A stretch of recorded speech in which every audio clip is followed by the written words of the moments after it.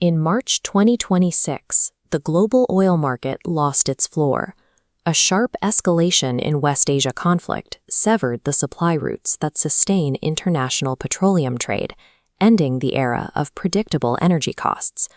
Brent crude prices breached the $110 per barrel mark. For nations dependent on imported fuel, this price level triggers immediate inflationary pressure across every transportation-linked industry. These price spikes are driven by geographic bottlenecks. With 20% of global oil supply traversing the Strait of Hormuz, regional instability creates a structural constraint on supply that is difficult to bypass. For the global middle class, the transition to electric mobility has become a primary strategy for household budget preservation.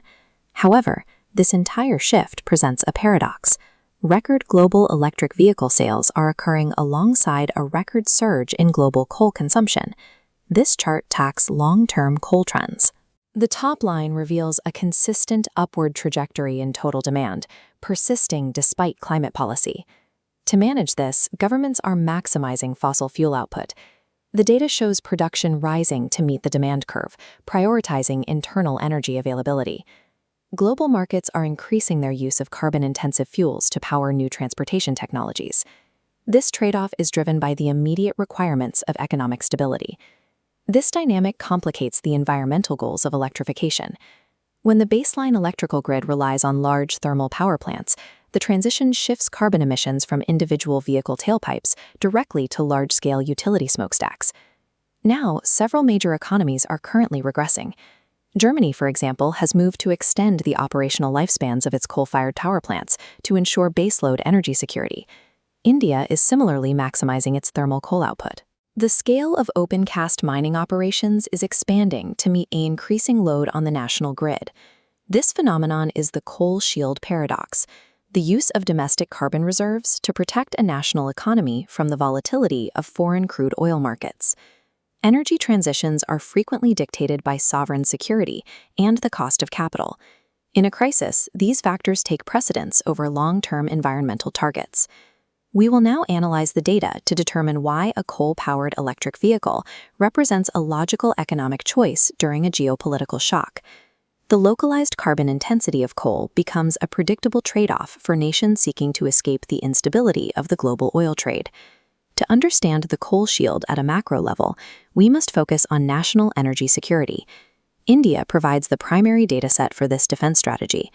India imports up to 90% of its crude oil, draining national capital to foreign suppliers.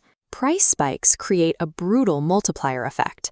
Electrifying transport stops this outward flow, redirecting energy demand to domestic sources. Sustaining this internal demand requires massive domestic logistics. Coal freight remains a critical backbone of the national energy infrastructure, moving fuel from mines to the power plants feeding the grid.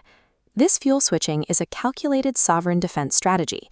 It is designed to secure the national economy, regardless of international climate commitments. By relying on an internal grid, the economy is insulated from maritime choke points and conflicts in distant oil-producing regions.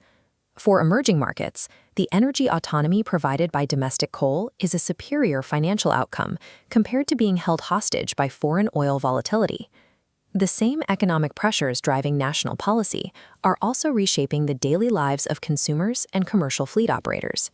In markets like Australia, fuel prices have crossed critical thresholds. Diesel at $3.13 per liter puts unsustainable pressure on household and business budgets.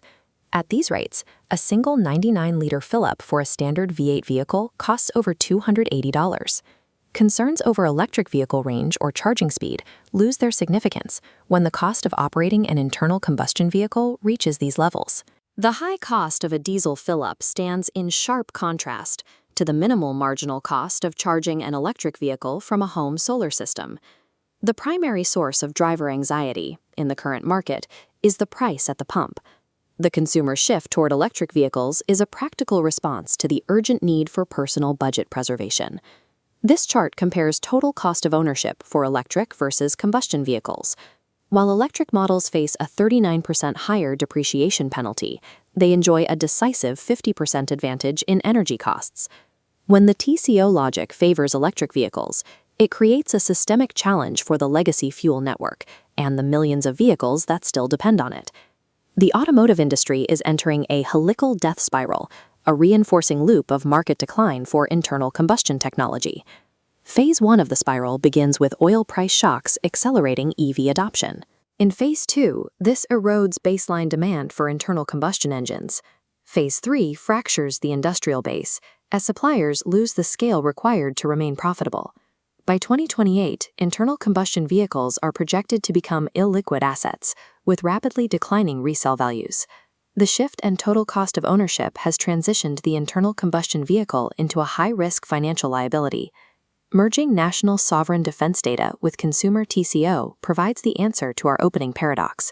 This is why the adoption of clean vehicle technology currently relies on a carbon-intensive electrical grid. Coal functions as a domestic energy buffer. It powers the charging infrastructure, creating a shield that protects the economy from global oil shockwaves. The coal shield is a brutal requirement, providing stability for national survival during extreme geopolitical volatility.